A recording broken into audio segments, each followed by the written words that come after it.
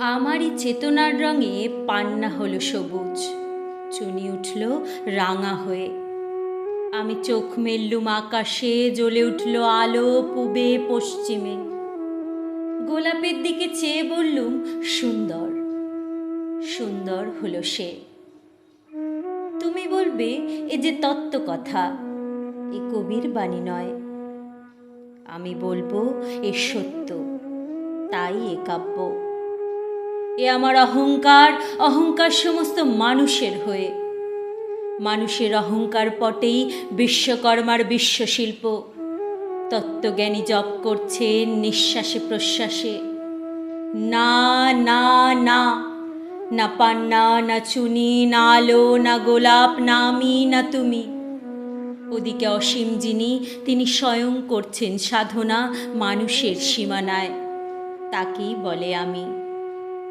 সেই আমির গহনে আলো আধারের ঘটল সঙ্গম, দেখা দিল রূপ, জেগে উঠল রস। না কখন ফুটে উঠে হলো হাঁ, মায়ার মন্ত্রে, রেখায় রঙে, সুখে দুঃখে। একে বলো না তত্ত্ব, আমার মন হয়েছে পুলকিত। বিশ্ব আমি রচনার আসরে হাতে নিয়ে তুলি, পাত্রে নিয়ে রং। পণ্ডিত বলছেন, বুড়ো চন্দ্রটা নিষ্ঠুর চতুর হাসি তার। মৃত্যুদূতের মতো গুড়ি মেরে আসছে সে পৃথিবীর পাঁজরের কাছে। একদিন দেবে চরম টান তার সাগরে পর্বতে। মর্তলোকের মহাকালের নতুন খাতায় পাতা জুড়ে নামবে একটা শূন্য। গিলে ফেলবে দিন রাতের জমা খরচ। মানুষের কীর্তি হারাবে অমরতার ভান, তার ইতিহাসে লেপে দেবে অনন্ত রাত্রিকালী।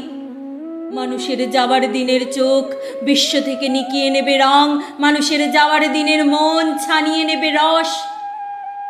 শক্তির কম্পন চলবে আকাশে আকাশে, জ্বলবে না কোথাও আলো। বিনাহীন সভার যন্ত্রীন আঙুল নাচবে, বাজবে না সুর। সেদিন কবিত্বহীন বিধাতা একা রবেন বসে, নীলিমাহীন আকাশে, ব্যক্তিত্বহারা অস্তিত্বের গণিত তত্ত্ব নিয়ে। তখন বিরাট বিশ্বভুবনে, দূরে দূরান্তে, অনন্ত অসংখ্য লোকে লোকান্তরে এ বাণী ধ্বনিত হবে না কোনোখানে, তুমি সুন্দর, আমি ভালোবাসি। বিধাতা কি আবার বসবেন সাধনা করতে? যুগ যুগান্তর ধরে প্রলয় সন্ধ্যায় জপ করবেন, কথা কও, কথা কও। বলবেন বলো, তুমি সুন্দর। বলবেন বলো, আমি ভালোবাসি।